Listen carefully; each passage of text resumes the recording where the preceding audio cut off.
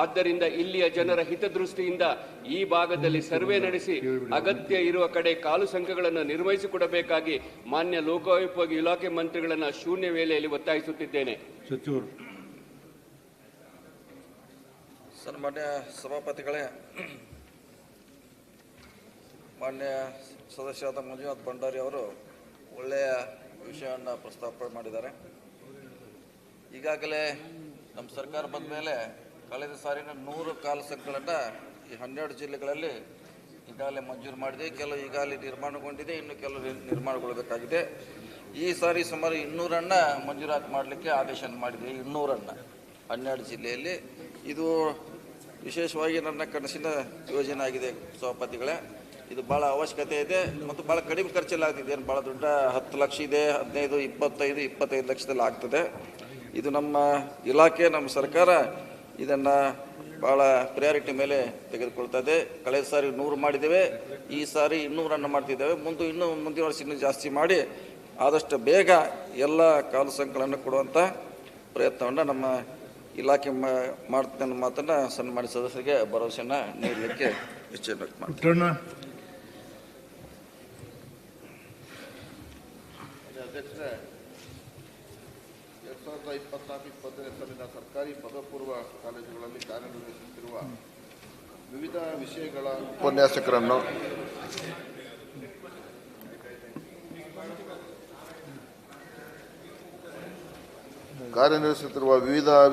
ಉಪನ್ಯಾಸಕರನ್ನು ಹೆಚ್ಚುವರಿ ಎಂದು ಗುರುತಿಸಿ ತಾತ್ಕಾಲಿಕ ಪಟ್ಟಿ ಮಾಡಿರುವುದನ್ನು ರದ್ದುಪಡಿಸುವ ವಿಷಯವನ್ನು ಸದನ ಶೂನ್ಯ ವೇಳೆಯಲ್ಲಿ ಪ್ರಸ್ತಾಪಿಸುತ್ತಿದ್ದೇನೆ.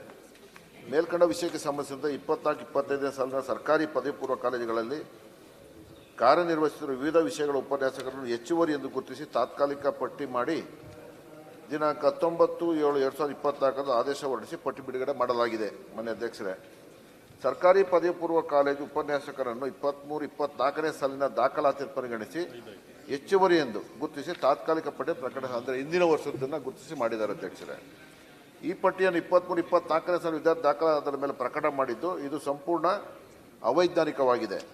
24-25 ಸಾಲಿನಲ್ಲಿ SLC ವಿದ್ಯಾರ್ಥಿಗಳಿಗೆ ಇನ್ನೂ ಒಂದು ವಾರ್ಷಿಕ ಪರೀಕ್ಷೆ ಬಾಕಿ ಇದ್ದು ಇನ್ನೂ ಪದವಿ ಪೂರ್ವ ಕಾಲೇಜು ತರಗತಿಗಳಿಗೆ ವಿದ್ಯಾರ್ಥಿಗಳು ದಾಖಲಾತಿ ಆಗುತ್ತಿದ್ದಾರೆ.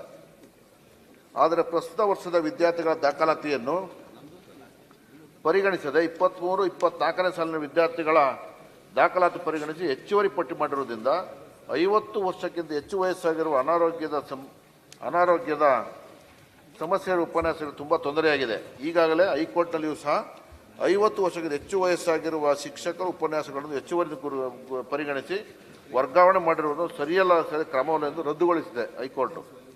ಆದ್ದರಿಂದ 55 ವರ್ಷ ಮೇಲ್ಪಟ್ಟ ಶಿಕ್ಷಕರು ಉಪನ್ಯಾಸಕರಿಗೆ ವರ್ಗಾವಣೆ ನಿಯಮಗಳಲ್ಲಿ ವಿನಾಯಿತಿ ಇದ್ದರೂ ಸಹ ಹೆಚ್ಚುವರಿ ಎಂದು ಪರಿಗಣಿಸಿ ಪಟ್ಟಿ ಬಿಡುಗಡೆ ಮಾಡಲಾಗಿದೆ. SLC 3ನೇ ಪರೀಕ್ಷೆ ನಡೆದು ವಿದ್ಯಾರ್ಥಿಗಳು ಪದವಿ ಪೂರ್ವ ತರಗತಿಗಳ ದಾಖಲಾಗುತ್ತಾರೆ. ಆದರೆ ಪದವಿ ಪೂರ್ವ ಶಿಕ್ಷಣ ಇಲಾಖೆಯು 23-24 ಸಾಲಿನ ವಿದ್ಯಾರ್ಥಿಗಳ ದಾಖಲಾತಿ ಪರಿಗಣಿಸಿ ಹೆಚ್ಚುವರಿ ಉಪನ್ಯಾಸಕರ ತಾತ್ಕಾಲಿಕ ಪಟ್ಟಿ ಪ್ರಕಟಿಸಿರುವುದು ಅವೈಜ್ಞಾನಿಕವಾಗಿರುವುದರಿಂದ ನೂರಾರು ಉಪನ್ಯಾಸಕರಿಗೆ ಇದರ ತೊಂದರೆಯಾಗಿದೆ. ಈ ಪ್ರಕ್ರಿಯೆಯನ್ನು ಕೈಬಿಡಬೇಕೆಂಬ ವಿಷಯವನ್ನು ಮಾನ್ಯ ಅಧ್ಯಕ್ಷರ ನಮ್ಮ ಸಭಾಪತಿಗಳ ಮುಖಾಂತರ ಈ ವೇಳೆ ಶೂನ್ಯ ವೇಳೆಯಲ್ಲಿ ಪ್ರಸ್ತಾಪ ಮಾಡ್ತಾ ಇದ್ದೇನೆ. ಸಂಬಂಧಪಟ್ಟಿರುವ ಸಚಿವರಿಂದ ಶ್ರೀಮತಿ ಭಾರತಿ ಶೆಟ್ಟಿ ಇವತ್ತೇ ಉತ್ತರ ಕೊಡಕ್ಕೆ ಹೇಳಿ ಅಧ್ಯಕ್ಷರು, ಯಾಕಂದ್ರೆ ಇವತ್ತೇ ಕೌನ್ಸಿಲಿಂಗ್ ಇದೆ ಮಾನ್ಯ ಅಧ್ಯಕ್ಷರು. ಅಲ್ಲ, ಕಾನೂನಲ್ಲಿ ಇದೆ ಮಾನ್ಯ ಅಧ್ಯಕ್ಷ, ಅದನ್ನೇ ತಾವು ಹೇಳಿದ್ದೀನಿ. ಕಾನೂನಲ್ಲಿ ಇದೆ. ಕಾನೂನು ಇದ್ರೂ ಕಾನೂನು ವಿರುದ್ಧವಾಗಿ ವಿಕೃತ ಮನಸ್ಸಿನವರು ಅಧಿಕಾರಿಗಳಲ್ಲೇ ವಿಕೃತ ಮೈಂಡ್, ಕಾಮನ್ ಸೆನ್ಸ್ ಇಲ್ಲ ಅವ್ರಿಗೆ. ದಯವಿಟ್ಟು ಕೊಡಿಸಿ ನೀವು. ಬೀಗ ಹಾಕ್ಸ್ತೀನಿ, ನಾನು ಈಗಲೇ ಹೇಳಿದ್ದೀನಿ. ನಾನು PU ಬೋರ್ಡಲ್ಲಿ ಕುತ್ಕೊಳಕ್ ಬಿಡುದಿಲ್ಲ ನಾನು, ತೊಂದರೆ ಮಾಡಿದ್ರೆ. ಅಲ್ಲ, ನೀವು ಏನಿಲ್ಲ ಹೇಳಾಕತ್ತೀನಿ, ನೀವೊಬ್ಬ ಅಧ್ಯಕ್ಷರೇ ತೊಂದರೆ ಇದೆ. 59 ಇನ್ನು 6 ತಿಂಗಳಿದೆ ಅಧ್ಯಕ್ಷರೇ. ಇನ್ನು 6 ತಿಂಗಳಿರೋನು ಕೂಡ ಹೆಚ್ಚುವರಿ ಇದಿಲ್ಲ ಅವ್ರಿಗೆ, ಮನುಷ್ಯತ್ವ ಇಲ್ಲ. ಕಾನೂನು ಗೊತ್ತಿಲ್ವಾ, ಅರಿವಿಲ್ವಾ? ನಾವು ಸುಳ್ಳು ಹೇಳ್ತಾ ಇಲ್ಲ ಮಾನ್ಯ ಅಧ್ಯಕ್ಷರೇ. ಏನಿದು? 890 ಪ್ರಶ್ನೆಗಳನ್ನ ಈ 7 ದಿನದಲ್ಲಿ ನಾವು ಕೇಳಿದ್ವಿ, ಎಲ್ಲ ಸದಸ್ಯರು ಸೇರಿ. ಆನ್ಸರ್ ಕೊಟ್ಟಿರೋದು 283ಕ್ಕೆ. ಇನ್ನು 607 ಪ್ರಶ್ನೆಗೆ ಉತ್ತರ ಕೊಟ್ಟಿಲ್ಲ. ನೀವು ಮಂಡನೆ ಮಾಡಿರಿ. ಏನು ಅದಕ್ಕೆ ಮಂತ್ರಿಗಳೆಲ್ಲ ಇರಬೇಕು ಅಂತ ಹೇಳೋದು ನಾನು, ಅಧಿಕಾರಿಗಳು ಇರಬೇಕು ಅಂತ ಯಾಕೆ ಕೂಗಾಡೋದು? 890 ಪ್ರಶ್ನೆ ಕೇಳಿ ಇನ್ನೂ 607 ಪ್ರಶ್ನೆಗೆ ಯಾವತ್ತು ತರಿಸ್ಕೊಡ್ತೀರಿ ಉತ್ತರ ನೀವು? ಇದು ಉತ್ತರನೇ ಬರಲ್ಲ. ಕೋರ್ಟ್ ಆದೇಶ ಇದೆ. ಇಷ್ಟಿದ್ರು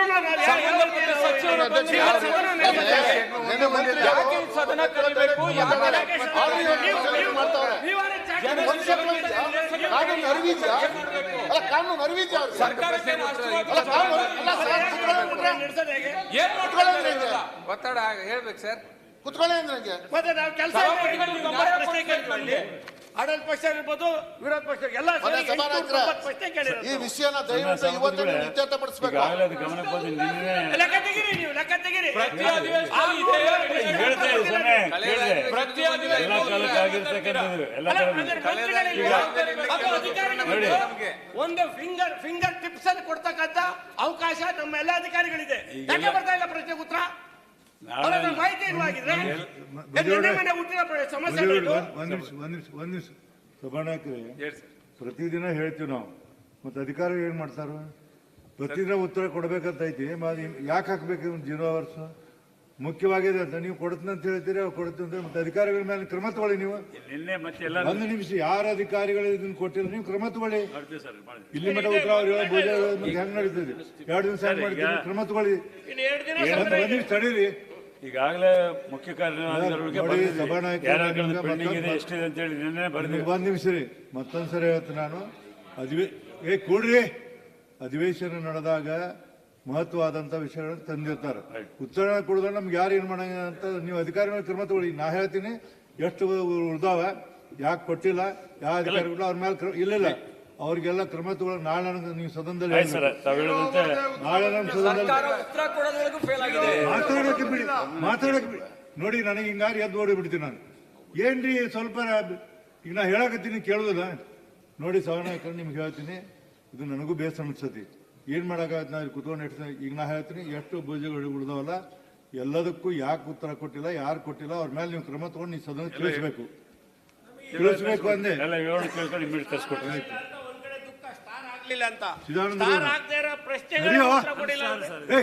ಸಾಕು ಬಿಡಿ, ಎಷ್ಟು ಬರ್ತಿ ನಿಮ್ಮ ಆದೇಶನ ಅವರು ನಾನು ಪರಿಪಾಲಿಸ್ತೀನಿ, ಅವ್ರು ಪರಿಪಾಲಿಸ್ತಾರ ಕೇಳಿ.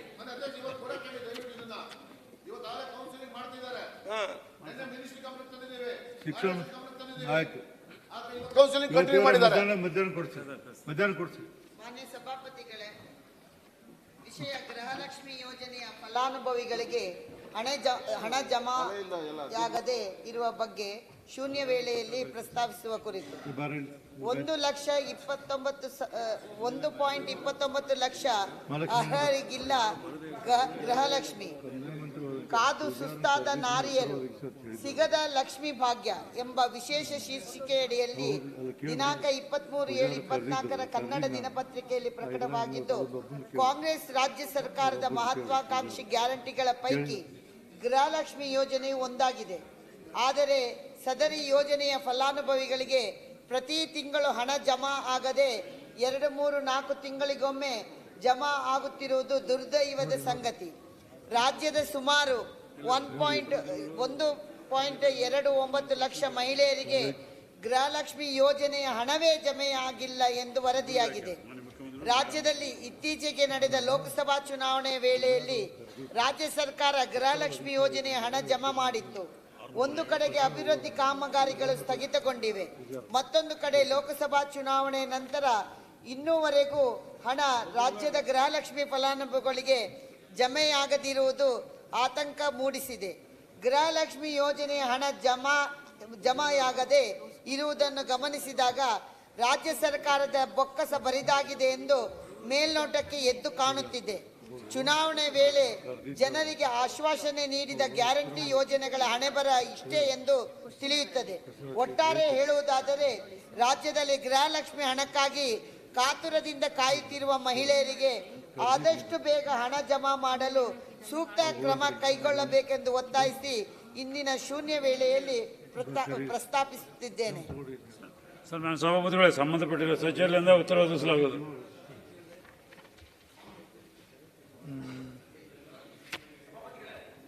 ಒಂದು ನಿಮಿಷ, ಎಲ್ಲ ಕನ್ಫ್ಯೂಸ್ ಮಾಡಿಬಿಟ್ರಿ. ಚಿದಾನಂದಗೌಡ ಮಾನ್ಯ ಸಭಾಪತಿಗಳೇ, ಅವಕಾಶಕ್ಕಾಗಿ ಧನ್ಯವಾದಗಳು.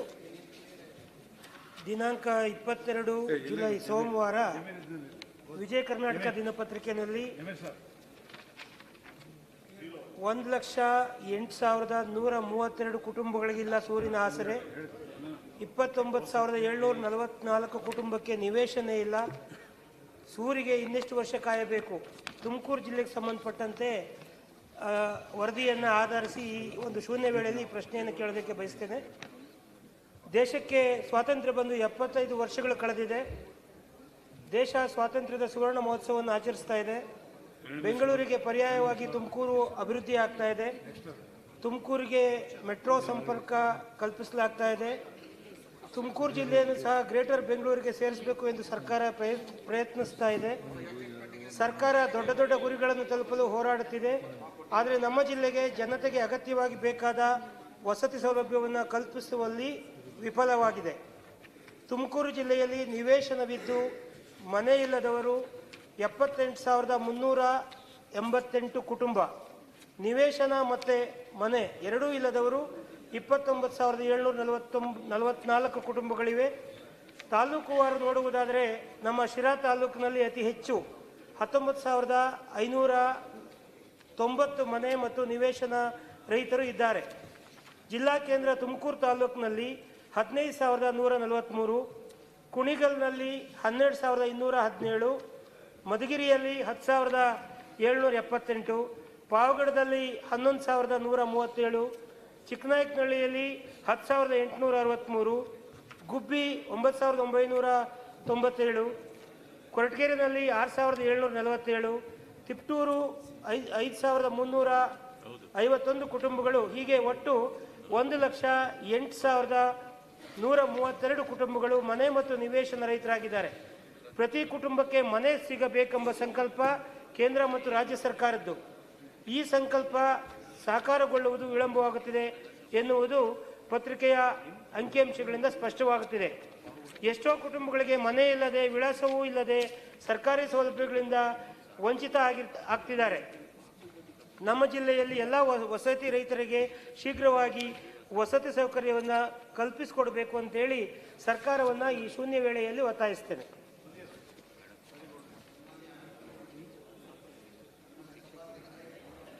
ನಾವು ಟೋಟಲ್ ತುಮಕೂರು ಡಿಸ್ಟಿಕಲ್ಲಿ ಸರ್ವೆ ಮಾಡಿದ್ದೀವಿ. ಸರ್ವೆ ಪ್ರಕಾರ